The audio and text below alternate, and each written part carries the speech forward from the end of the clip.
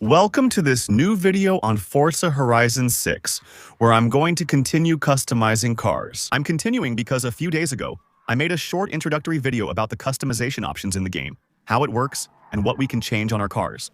In the meantime, I've unlocked quite a few new cars, especially Japanese cars, since most of the cars available in this early access version are Japanese. And I suggest we take a look at a small selection of customizations for these cars, to see a bit of what awaits you in the game once you've unlocked them. The purpose of these videos is simply to show you a bit of the variety of customizations, how many parts we'll have for each car, so you can get a first idea of the work that's been done on car customization between Horizon 5 and Horizon 6. We'll start with the Subaru BRZ. This is a car that will have a lot of customizations available, several kits from real official brands like Ings, GarageVary, and also C-West. There are two Forza kits, one designed for rally and the other more for the street. We're going to install one of these kits just to see the final result. But these aren't the only customizations available for this car. Of course, we'll find different spoilers, including the small Rocket Bunny spoiler. And generally, when there's a Rocket Bunny spoiler available for a car, it means the Rocket Bunny kit is available too. We'll check that out later. We have this Big Country Lab spoiler and the Forza spoiler, which honestly doesn't look too bad on this car. I think we'll go with the Rocket Bunny kit instead. We also have some small parts at the back. I like the big exhausts on this one. New hoods, a small roof air intake with the Forza kit. And obviously, we're going to have the small side skirts, in my opinion, from the mentioned brands. And on top of all that, we'll have the possibility to completely switch the entire kit for a Rocket Bunny wide-body kit. And there's no denying it, even 13 years later, since the BRZ is now 13 years old, it still looks great with the kit, the lowered stance, and the rims. It's still really cool. Next, let's discuss the 1997 Honda Civic, which I believe will be among the first cars in Forza Horizon 6, as it was in the beta. I think it's going to be a very easy car to unlock and very quick to buy, because it's not very expensive. It's also a car that has a lot of customization options. And I think, just like with the BRZ, most of the kits are actually returning from Forza Horizon 5. Except maybe, of course, the Forza kit, which actually looks really good. You have to imagine it without the little loop in the front. It's still pretty cool. Next, we're going to go with the kit. Maybe the Dune kit. It's actually pretty nice. We have several spoilers at the back, including the Dune spoiler, which isn't actually that small, which actually has a really good profile. And of course, the Forza kit, which actually doesn't look too bad on the compacts either. Once again, I'm coming back to that. But it's probably the category of car where, for now, the Forza wing fits best. For the rear as well, we'll have access to parts from different brands. Unfortunately, the Dune kit isn't available for the rear. I admit, I sometimes struggle to follow the logic. Why are parts available for one end of the car but not the other? But let's say it's nothing new. It's always been a bit like that on Forza Horizon. They usually do that when parts from different brands still fit well. Overall, this Civic has fewer customization options than other cars I've tested in this beta, but it still has a great vibe. Add the right rims, lower it, and it's still amazing. And by the way, since we're talking about customization in this video, I'll make a quick aside about the Forza Edition cars, because I have my first Forza Edition in the game. Forza Editions are basically pre-customized cars. And among the first Forza Editions, I was able to get this one, which is the Mazda RX-3, re-customized by the developers. I don't have the regular RX-3 in my garage, so I can't show you the before and after. These are still pretty extreme customizations in the end. That's what you should expect for the Forza Edition customizations in this Forza Horizon 6. Because here we have a huge kit. We'll also have the shortcut, a radiator with connectors that don't stick out through the grille. And we'll also have a rear that's a bit different from the base version, with modernized lights. Keep in mind, the Forza Edition I have here isn't even the most extreme one confirmed yet. And yet, it's already pretty good. For example, there's the MX-5 with the V10 engine swap. I couldn't unlock it in this beta. I knew it was there, but didn't find it. And I think in terms of customization, it's probably even more advanced than this one. I'll show you a bit of gameplay.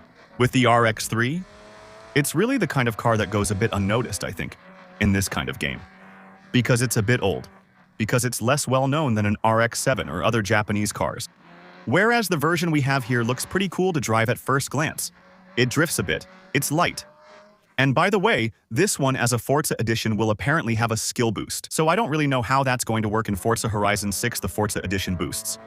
Will we have, like in the other Forza Horizon games, boosts that let you earn more credits at the end of an event? Or more XP? For the skill boost, I'd tend to say that maybe you earn certain skill points faster with this car, which you can then use as tokens to buy skill points on various other cars. To be confirmed, we'll see how it works on Horizon 6, but it's definitely possible. There's also the 2008 Lancer, which has pretty good customization options. It's a car I didn't play much in the previous Forza games, so I'm not sure if it was very customizable in Horizon 5. I think there were already many customization options. Présente sur Horizon 6. We have 2 full kits from official brands plus the Forza kit, with one kit that's kind of in the rally spirit and the other one being a street kit. All of that, I think, will be available for the rest of the car. There's also an extra spoiler brand. Street Fighter. Ah, I think the Street Fighter kit is coming. It's a bit like Rocket Bunny when there's a Street Fighter wing. Usually there's also the kit that goes with it. So this car is also on the list of cars where you can remove the rear wing if you want to get a higher top speed. Or if you just want a car, that looks a bit less extreme. Something a bit more like a road car. There are several options for the side skirts. You can make it a beacon car. Maybe as a beacon car, but also as a rally support car. We have the mud flaps. Well, not mud flaps, we have the fenders. We have another beacon. We have the orange beacon, the blue beacon, but also with the fenders. We'll test something. I'll install the beacon, then check if it lights up in the open world.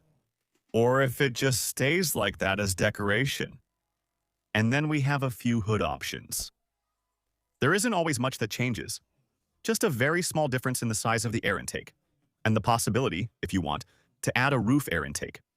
Knowing that on top of all that, as I was telling you, it's a car that has a Street Fighter kit. That's it. It still looks pretty awesome. But when you put it on, unfortunately, you have to give up the light bar. And the lights do work. That's pretty cool. That lets us do some fun cops and robbers roleplay in the game. And I don't want to say anything wrong, but I think it was also the case in Forza Horizon 5. I admit, it's not the kind of customization I installed a lot in Horizon 5. I didn't play much cops and robbers in Horizon 5 due to the public server system, which made you play with strangers. It was the worst setup for roleplay. But in Horizon 6, we might see the return of roleplay. With this kind of thing, and with a map that's well suited for it, all they'd need to do is add a private server system. And that would pretty much be perfect for it. I also unlocked the Eclipse. Unfortunately for now, since I don't have access to the paint shop on this Axanth 6P, we won't be able to put a Fast and Furious livery on it. But I think that'll be the first thing I do. When I unlock this car in the final game, I feel like it has a bit more customization. I think there's an extra kit that showed up on this car, which wasn't available in Horizon 5. Honestly, the Caminari Bomb-X parts and screws. I remember. As for this kit, I don't remember it. But let me know in the comments. Maybe it is, maybe there's nothing new at all. Oh, but the spoilers. Damn, that's a shame. For the spoilers, we only have the Forza kit. It's really sad because it's not good looking. On this car. And then for the rest of the car, I think we're going to have, oh wow, that's sick. Well, it's true that the base Eclipse is a car. Even if it has a crazy vibe thanks to Fast and Furious, it's so customized. It has a good vibe. Basically, the Eclipse without any customization. It's not exceptional, especially with that wheel setup, which is really likely the worst wheel for the Eclipse. It's not a car that basically has a super sporty design. It's not really something that, let's say, makes you dream. Knowing that it's not customizable with a body kit.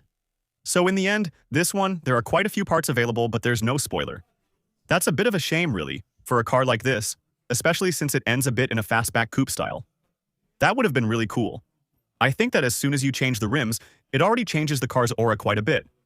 Let's put on the helmet, and you see, it's missing something.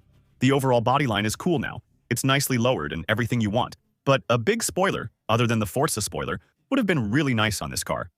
And to finish with the Mitsubishis, we have the big Eclipse. Some people call it that, but it's actually the GTO. It has nothing to do with the Eclipse, but it's true that it has a bit of the same silhouette and a bit of the same GT aura, let's say. By the way, a little funny thing I noticed about this car. The front bumper isn't quite the same color as the rest of the body. I'm not sure if that's how it is in real life. Or if it's a bug in Forza Horizon 6, I can't change the paint. I can't confirm to you which one it is. This one won't have a full body kit, but there will be some parts. So far, on all the cars I've tested in this video, there are quite a few kits that should be coming back. I suppose. From previous Forza games, especially Forza Horizon 5, maybe some older stuff too, like Forza Motorsport 4, for example. At least, all the cars have custom options. I don't know if that'll be the case for the rest of the cars in the game.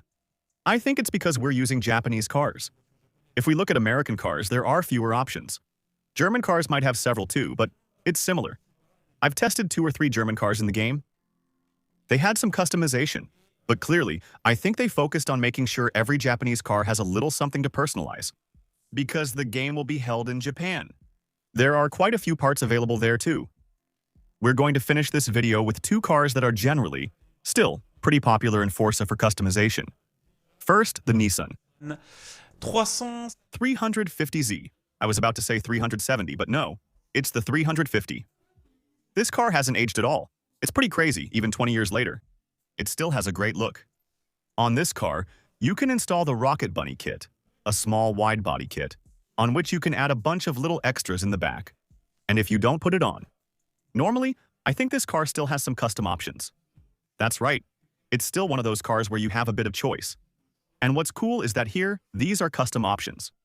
Pretty much factory, you could say, because Nismo is kind of still the same family as Nissan. So we have a Nismo kit, maybe a complete one. Some additional customizations. We can remove the spoiler or install the big one from Big Country Labs. The Forza spoiler. The Nismo spoiler. This one is just a bit bigger and looks really cool. Well, it's the Nismo one, quite simply. Or the Rocket Bunny spoiler. And then, we have the rest of the Nismo kit, for the rear and for the front of the car. I have to admit, on this car, I think I still prefer the Rocket Bunny kit. With the Nismo spoiler, the overall flow is really pretty nice, I think. Yeah, as soon as we lower it, it changes absolutely everything.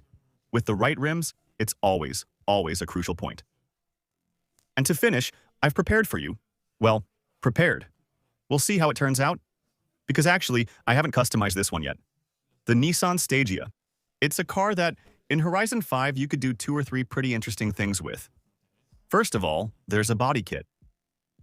Well, that's exactly what I was going to show you. That's what I wanted to show you. You can do a face swap on this car. That means, literally, you can change the entire front of the car, just like it's done in real life on a Stagea, to give it the look, let's say, of the front of a Nissan Skyline R34, with the little GTR logo as well. Are there other customizations, or is that it? It's pretty much limited to that. This car isn't that well equipped when it comes to customizations, honestly. But it's true, it does have something a bit unique, the face swap. I don't want to say anything wrong, but I think there are only 2 cars in Horizon 5 where you could do that. And on top of that, with car upgrades, you can take the joke even further, since you can even install a 6-cylinder engine in it, from the Nissan Skyline R34, and so.